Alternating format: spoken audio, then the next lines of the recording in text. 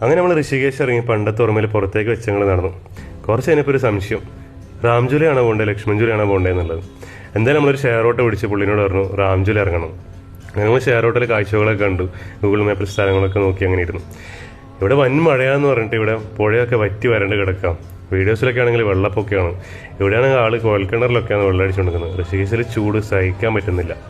അങ്ങനെ റാംജുല എന്ന് പറഞ്ഞിട്ട് പുള്ളി നമ്മളെ ഇറക്കിയത് ജാനകി സേതുവാണ്. ജാനകി സേതു ഇറങ്ങിയിട്ട് നമ്മൾ കുറച്ച് നടന്നു. എന്തായാലും ഗട്ട് കണ്ടെത്തി നമുക്ക് മനസ്സിലാവും ഏതാണ് സ്ഥലം എന്നുള്ളതുകൊണ്ട് നമ്മൾ കുറച്ച് മുന്നോട്ടേക്ക് നടന്നു. ഇവിടുത്തെ പെയിൻറ്റിങ്സ് ഒക്കെ നോക്കി അങ്ങനെ നിന്നു.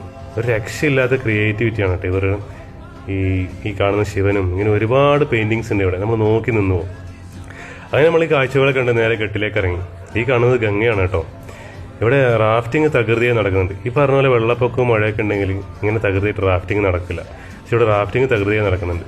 നമ്മളെന്തായാലും റൂം അന്വേഷിച്ച് പണ്ടത്തെ ഓർമ്മയിൽ ഗട്ടിൻ്റെ സൈഡിൽ കൂടി കുറേ ദൂരങ്ങൾ നടന്നു. ഏതാണ്ട് ഉച്ച 12 മണിയായിരുന്നു. അങ്ങനെ 3-4 സ്ഥലത്ത് ചോദിച്ചു. എല്ലാവരും 4000, 5000 ഒക്കെയാണ് റേറ്റ് പറഞ്ഞത്. അങ്ങനെ നമ്മൾ ഓംകാർ ആനന്ദ എന്ന് പറഞ്ഞ ആശ്രമത്തിൻ്റെ കീഴിലെ റൂം സെറ്റാക്കി. 1500 രൂപയ്ക്ക് നല്ല അടിപൊളി റൂം, നല്ല പീസ്ഫുൾ ശാന്തി ആയിട്ടുള്ള പ്ലേസ്. അങ്ങനെ ഇവിടെ റൂം എടുത്ത് ഋഷികേശിൽ അങ്ങോട്ട് കൂടി നമ്മൾ.